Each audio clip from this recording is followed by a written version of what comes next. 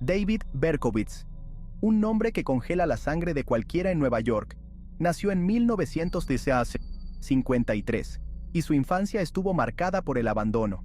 Una pareja de clase trabajadora lo adoptó y creció en un hogar aparentemente normal, pero algo oscuro se escondía en su interior, una maldad que esperaba el momento perfecto para salir. Desde niño, mostraba signos de crueldad, torturaba animales, se aislaba de los demás, sufría de depresión y ataques de ira. Eran señales de advertencia que nadie supo interpretar, o tal vez nadie quiso ver. La relación con sus padres adoptivos se fue dañando con el tiempo. Se volvió solitario, retraído. Buscaba refugio en fantasías oscuras y violentas. Su mente se estaba convirtiendo en un laberinto de odio y resentimiento. Un caldo de cultivo perfecto para el monstruo en que se convertiría. Desde muy pequeño, David se sentía diferente. Mientras otros niños jugaban juntos, él prefería estar solo, sumergido en sus pensamientos. Sus dibujos reflejaban un mundo interior perturbador, lleno de figuras oscuras y escenas violentas. En la escuela no lograba encajar. Sus compañeros lo veían como un extraño, alguien a quien era mejor evitar. El acoso escolar solo alimentaba su resentimiento y su sensación de aislamiento. Pasaba horas mirando por la ventana, imaginando un mundo donde pudiera ser poderoso, donde pudiera vengarse de quienes lo habían herido. Las discusiones en casa se volvieron más frecuentes. Sus padres adoptivos no sabían cómo manejar su comportamiento errático. Su madre adoptiva, en particular, sufría al ver cómo su hijo se alejaba cada vez más.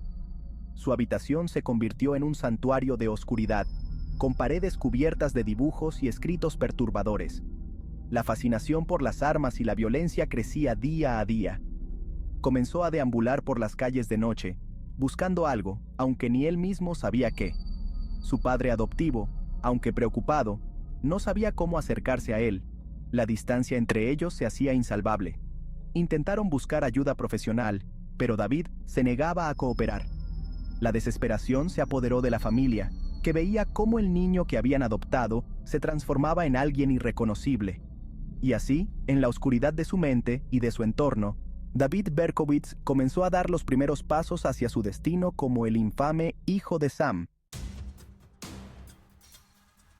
La adolescencia de Berkowitz fue una espiral fuera de control. Abandonó la escuela. Se aisló aún más. Se refugió en la pornografía y las armas. Dos elementos que alimentarían sus fantasías más oscuras. La semilla del mal ya estaba sembrada. Empezó a experimentar con pequeños robos y vandalismo, actos que le daban una sensación de poder y control. Se sentía invencible, intocable. Pero estas pequeñas transgresiones no eran suficientes. Necesitaba más. Su mente, distorsionada y enferma, empezó a obsesionarse con el fuego. Provocó pequeños incendios, disfrutando del espectáculo de las llamas. El fuego como símbolo de destrucción, de purificación, de su propio poder. Con cada acto delictivo, con cada llama que encendía, David Berkowitz se acercaba un paso más a su destino. Se estaba transformando, de un joven problemático a un monstruo sediento de sangre. Verano de 1976. Un verano que sería recordado no solo por su calor abrasador, sino también por el terror que se apoderó de la ciudad. Nueva York se asfixiaba bajo una ola de calor sin precedentes. Las temperaturas alcanzaban niveles insoportables y la ciudad parecía un horno gigante. Y en medio de esa atmósfera sofocante, un nuevo horror se cernía sobre la ciudad. Un asesino andaba suelto, acechando en las sombras, esperando el momento perfecto para atacar. Un depredador nocturno que elegía a sus víctimas al azar, sembrando el miedo y la incertidumbre. Nadie sabía quién sería el próximo. Jóvenes parejas, sentadas en sus coches, disfrutando de momentos de intimidad, sin sospechar que esos instantes serían brutalmente interrumpidos. Disparos en la oscuridad rompían la tranquilidad de la noche. Las luces de la policía iluminaban las escenas del crimen, revelando el horror que se había desatado. Gritos ahogados por el sonido de las sirenas. El caos urbano se intensificaba, y el pánico se apoderaba de la ciudad. El pánico se apoderó de la ciudad. Las multitudes asustadas corrían por las calles, buscando refugio, mientras el miedo se extendía como un incendio incontrolable.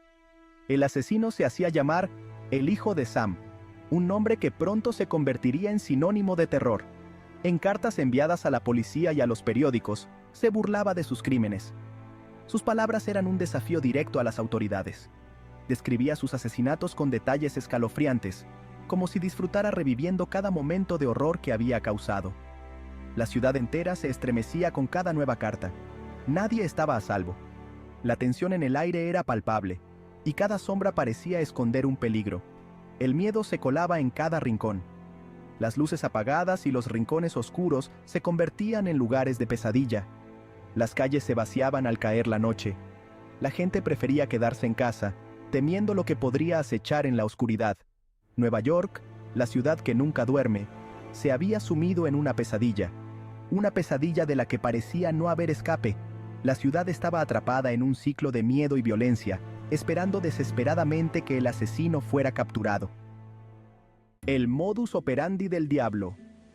Métodos y locura. El hijo de Sam no era un asesino común. Su nombre real era David Berkowitz, y su reino de terror en la ciudad de Nueva York durante los años 70 dejó una marca indeleble en la historia criminal. Sus crímenes no estaban motivados por el robo o la venganza. No buscaba dinero, ni tenía cuentas pendientes con sus víctimas. Eran actos de pura maldad, actos que parecían surgir de una mente profundamente perturbada y sin remordimientos, cometidos por el placer de matar. Cada asesinato era una manifestación de su deseo insaciable de causar dolor y sufrimiento. Por el control que le daba sobre sus víctimas, elegía parejas jóvenes que representaban la vida y el amor, algo que él parecía querer destruir. Las observaba desde la distancia. Esperaba el momento oportuno. Se acercaba sigilosamente. Como un depredador acechando a su presa, calculaba cada movimiento. Y entonces, sin previo aviso, disparaba. Una y otra vez. Los disparos resonaban en la noche, dejando un rastro de horror y confusión. Con una furia fría y calculada. No había emoción en sus ojos, solo una determinación helada. Sus víctimas eran elegidas al azar. No había un patrón claro en sus elecciones, lo que hacía que fuera aún más difícil predecir su próximo movimiento. No había un patrón claro. Cada rostro en su lista era una víctima potencial, cada uno con una historia truncada por su violencia. Cualquiera podía ser la próxima. La ciudad entera vivía en un estado de constante alerta, temiendo el siguiente ataque. Esa era su arma más poderosa. El terror indiscriminado, la incertidumbre y el miedo que sembraba en cada rincón de la ciudad. La sensación de que nadie estaba a salvo. La paranoia se extendía como un virus, afectando a todos, desde los más jóvenes hasta los más viejos. En sus cartas, el hijo de Sam se describía a sí mismo como un esclavo de una fuerza demoníaca. Escribía con un tono oscuro y perturbador, intentando justificar sus acciones. Afirmaba que una voz en su cabeza le ordenaba matar, una voz que, según él, no podía ignorar. Una excusa conveniente para justificar lo injustificable. Pero, ¿era realmente una excusa o una manifestación de su locura? La línea entre la realidad y la ficción se desdibujaba en su mente perturbada. La casa del asesino, la policía contra el terror. La policía de Nueva York se enfrentaba a un caso sin precedentes. Un asesino en serie que sembraba el terror en la ciudad. La presión era enorme. Tenían que atraparlo. Se formó una unidad especial dedicada exclusivamente al caso del hijo de Sam. Cientos de detectives trabajaban día y noche, siguiendo pistas falsas, interrogando a sospechosos, pero el asesino siempre iba un paso por delante. La ciudad entera colaboraba, se ofrecían recompensas, se publicaban retratos hablados, se recibían miles de llamadas con pistas, pero el hijo de Sam se desvanecía como un fantasma en la noche. La frustración crecía con cada nuevo ataque. La policía se sentía impotente, acorralada. Estaban jugando al gato y al ratón con un enemigo invisible, un enemigo que parecía conocer cada uno de sus movimientos. El ocaso de David Berkowitz. Tras una ola de asesinatos que sembró el terror en Nueva York, David Berkowitz, el infame hijo de Sam, fue finalmente capturado. En 1977 recibió una sentencia de cadena perpetua. Desde entonces, ha vivido entre rejas, afirmando haberse arrepentido y convertido al cristianismo. No obstante, sus crímenes dejaron una huella imborrable en la historia criminal de Estados Unidos. La captura de Berkowitz trajo un alivio palpable a la ciudad. Las calles, antes sumidas en el miedo, recobraron su pulso.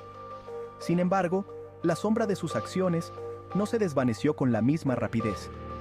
Las víctimas y sus familias quedaron marcadas para siempre, y la memoria colectiva de Nueva York aún conserva las cicatrices de aquellos días tenebrosos.